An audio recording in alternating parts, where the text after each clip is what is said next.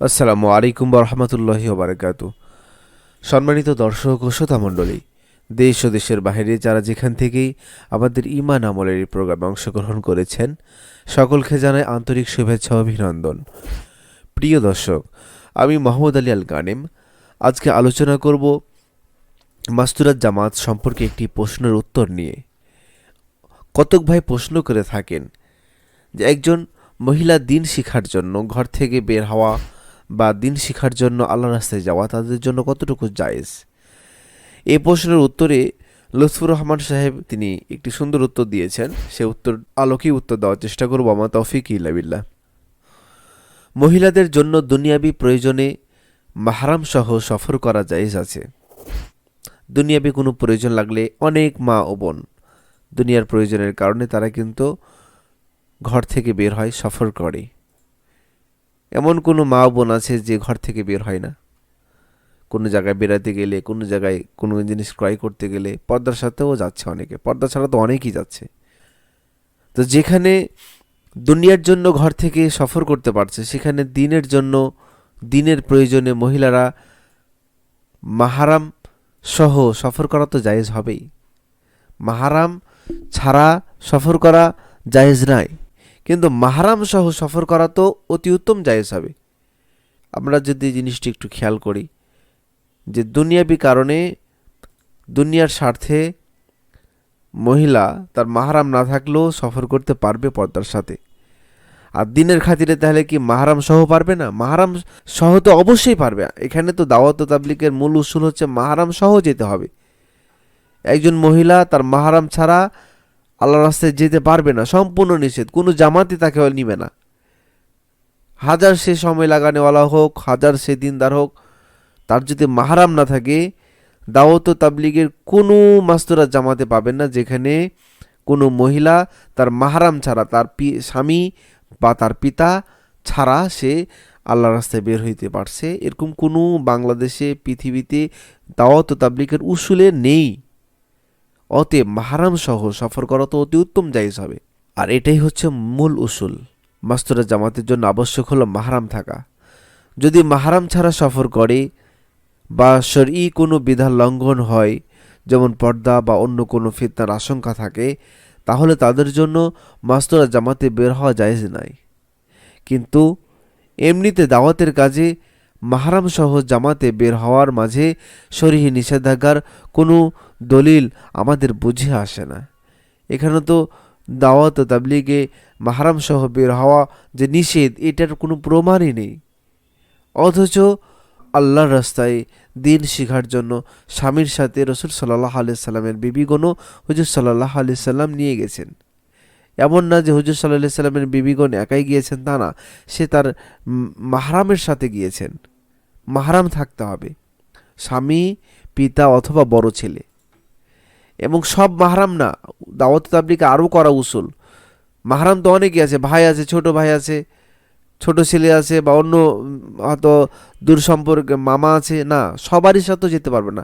একবারে ঘনিষ্ঠ, সব চাইতে ওই মহিলার জন্য দায়িত্বশীল যে এক নম্বরে স্বামী, স্বামী না থাকলে পিতা, পিতা না থাকলে বড় ছেলে, এই তিন শ্রেণী ছাড়া অন্য মাহরামের সাথেও যেতে পারবে না। তাহলে দাওয়াত তাবলীগের মাস্তুরাত জামাতের জন্য কত পর্দার এবং এই এই যে পর্দার ব্যাপারে কত প্রকারের তারা সতর্কতা অবলম্বন করে থাকে। কিন্তু অনেক ভাই এই জিনিসগুলো না জানার কারণে মাস্তুরাত জামাতের ব্যাপারে ইলজাম লাগিয়ে ফেলে।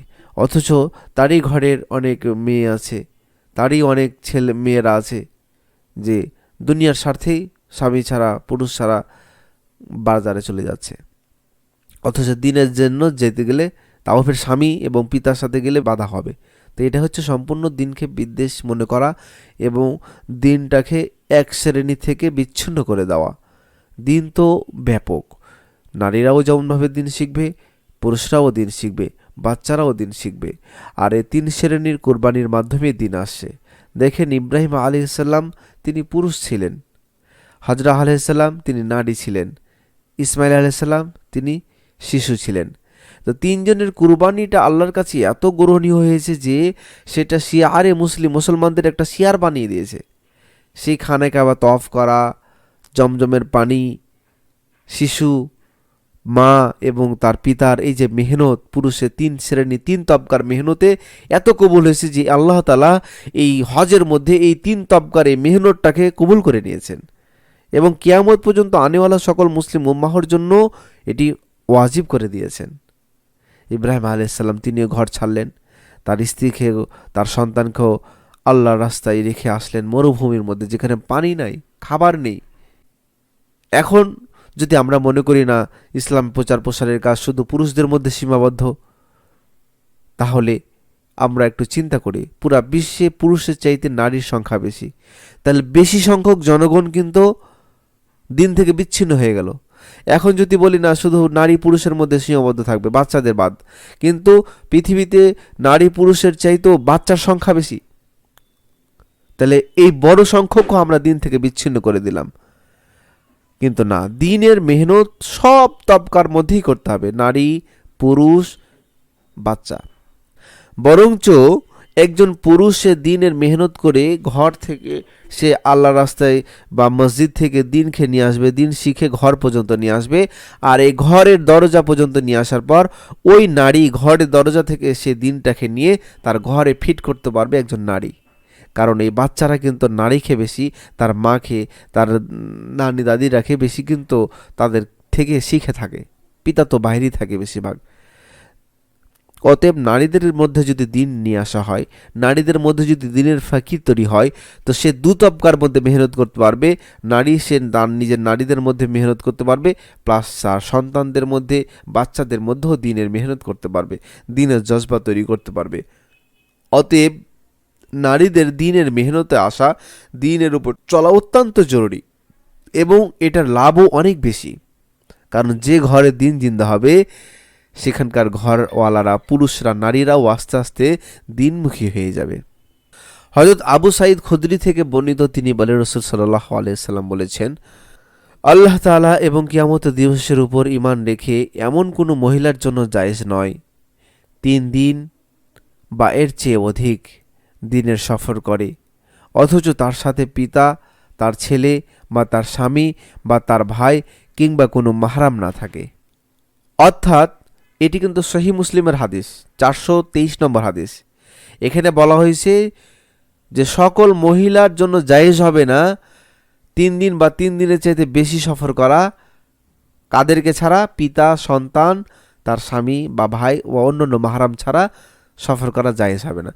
অতএব 3 দিন বা 3 দিনের চাইতে বেশিও যদি কেউ সফর করতে চায়, তাহলে তার জন্য পিতা থাকতে হবে, ছেলে থাকতে হবে, স্বামী থাকতে হবে, ভাই থাকতে হবে বা অন্যান্য মাহরামরা থাকতে হবে।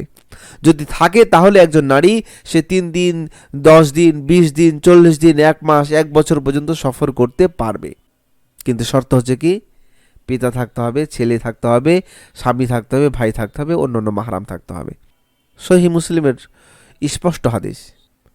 অথচ মাস্তুরার জামাতেও সফরের জন্য বের হওয়া হচ্ছে।